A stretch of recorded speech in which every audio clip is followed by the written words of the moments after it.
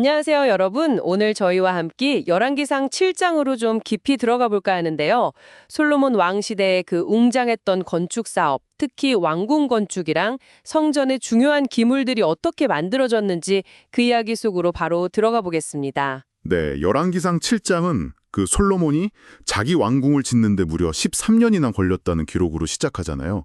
앞서 6장에서 성전 건축은 7년 걸렸다고 나왔는데 비교해보면 왕궁에 훨씬 더 많은 시간과 공을 들인 셈이죠.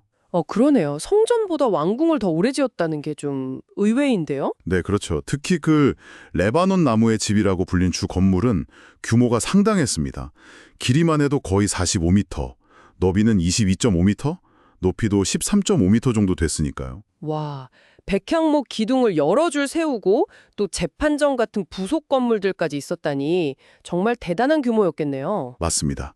그야말로 왕국의 위용을 보여주는 건축이었죠. 왕궁 이야기도 참 흥미롭지만 저는 그 성전 기물을 제작한 특별한 기술자 히람의 등장이 눈에 띄더라고요. 아, 네. 히람이요.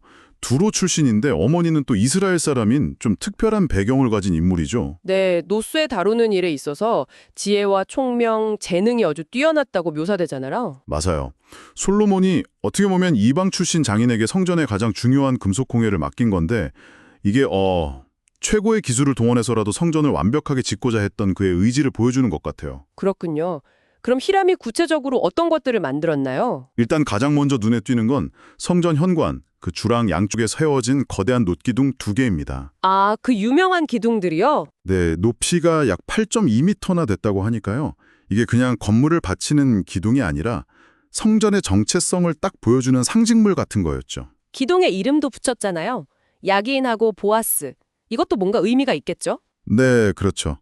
정확한 의미는 조금 논쟁이 있긴 한데 보통 야긴은 그가 세우신다, 그리고 보아스는 그에게 능력이 있다, 이런 뜻으로 해석을 많이 합니다. 아, 하나님께서 세우시고 능력으로 함께 하신다는 의미군요. 네, 성전에 딱 들어설 때 그걸 보면서 하나님의 능력과 그분의 언약이 이렇게 굳건하다는 걸 시각적으로 강렬하게 느끼게 했을 겁니다. 기둥머리 장식도 아주 정교했고요. 그 장식 내기도 좀 더 해주시죠. 네, 그 꼭대기 모리 부분에는 백합화 문양하고 석류 문양이 새겨져 있었어요. 특히 석류는 각 기둥머리에 200개씩이나 달렸다고 하니까 굉장히 화려하고 또 정교했겠죠. 와, 정말 입구부터 장난이 아니었겠네요. 그리고 또 성전 뜰에 놓였다는 놋바다. 이것도 빼놓을 수 없죠. 이름 그대로 진짜 바다처럼 거대했다면서요. 네, 맞습니다. 직경이 한 4.5m, 높이가 2.3m 정도 되는 정말 어마어마하게 큰 놋대야였어요. 물이 약 4만 4천 리터나 들어갔다고 하니까요. 4만 4천 리터요? 와, 그건 대체 어디에 쓴 거죠? 이건 주로 제사장들이 성전에서 봉사하기 전에 손발을 씻는, 그러니까 정결 예식을 위해 사용된 걸로 봅니다. 아주 중요한 기구였죠. 그렇군요. 그걸 또 12마리 노쇠소가 바치고 있었다고요? 네, 그 노쇠소 12마리가 바깥쪽을 향해서 이 바다를 딱 받치고 있는 모습인데요. 아마 이스라엘 12지파를 상징하거나 아니면 당시 근동 문화에서 소가 힘이나 풍요를 상징했던 것과 관련이 있을 수도 있습니다. 아, 여러 의미가 담겨 있을 수 있겠네요. 제사장들을 위한 시설이었고 그 외에도 또 물두멍이랑 그걸 받치는 수레도 있었다고요? 네네. 물두멍 10개랑 그걸 옮길 수 있게 만든 이동식 놋 받침 수레 10개를 또 만들었어요. 이것들도 그냥 만든 게 아니라 장식이 아주 정교했습니다. 어떤 장식들이 있었나요? 그 수레 옆판에는 사자, 소, 그리고 그룹, 그러니까 날개 달린 천사 같은 존재죠. 그런 문양들을 새겨 넣었어요. 사자, 소, 그룹. 이것도 다 상징적인 의미가 있겠군요. 그렇습니다. 아마 하나님의 창조 세계라든지 아니면 그분의 거룩한 임재, 이런 것들을 상징하는 요소들로 해석할 수 있겠죠. 이런 복잡하고 거대한 놋기구들을 그럼 어떻게 다 만들었을까요? 기록을 보면 요단 평야의 찾은 흙, 그러니까 주저하기 좋은 진흙이 있는 곳에서 거푸집을 이용해서 한 번에 부어 만들었다고 해요.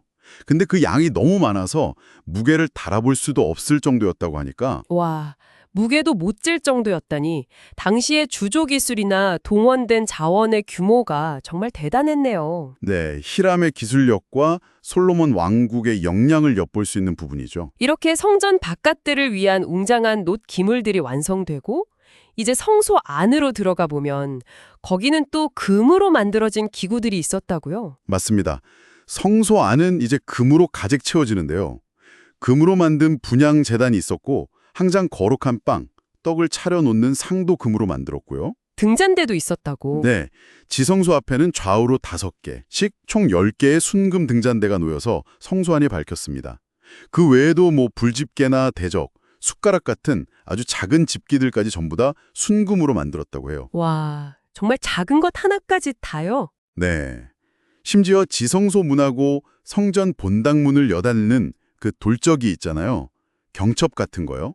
그것까지도 금으로 만들었다고 하니까 성전 내부 공간의 그 신성함과 가치를 얼마나 중요하게 생각했는지 알 수 있죠. 진짜 엄청난 정성과 비용이 들어갔네요. 이렇게 솔로몬이 성전이랑 왕궁 건축이라는 이 거대한 프로젝트를 다 마치고 마지막에는 아버지 다윗이 미리 성별해둔 은, 금, 기구리를 성전 창고에 들여놓으면서 마무리를 하죠. 네. 오늘 저희가 살펴본 이 열왕기상 7장의 기록은 단순히 어떤 건물을 어떻게 지었다는 명세서가 아니에요. 사용된 재료 하나하나, 그 규모, 정교한 장식들, 심지어 기둥의 이름까지. 여기에는 솔로몬 왕국의 신앙과 권력, 그리고 당대 최고의 예술과 기술력이 전부 다 집약되어 있는 거죠. 정말 방대한 이야기였네요. 그런데 여러분, 한번 생각해 보면 좋겠어요. 왜 성경은 이렇게까지 건축물과 그 안의 기물들에 대해서 상세하게 기록하고 있을까요? 단순히 옛날에 이렇게 화려했다, 이걸 보여주려는 걸까요? 아니면 혹시 이 물질적인 요소들을 통해서 하나님과 그의 백성 사이의 관계에 대해 뭔가 좀 더 깊은 이야기를 하고 있는 건 아닐까요? 이 질문을 한번 곱씹어 보시는 것도 좋을 것 같습니다.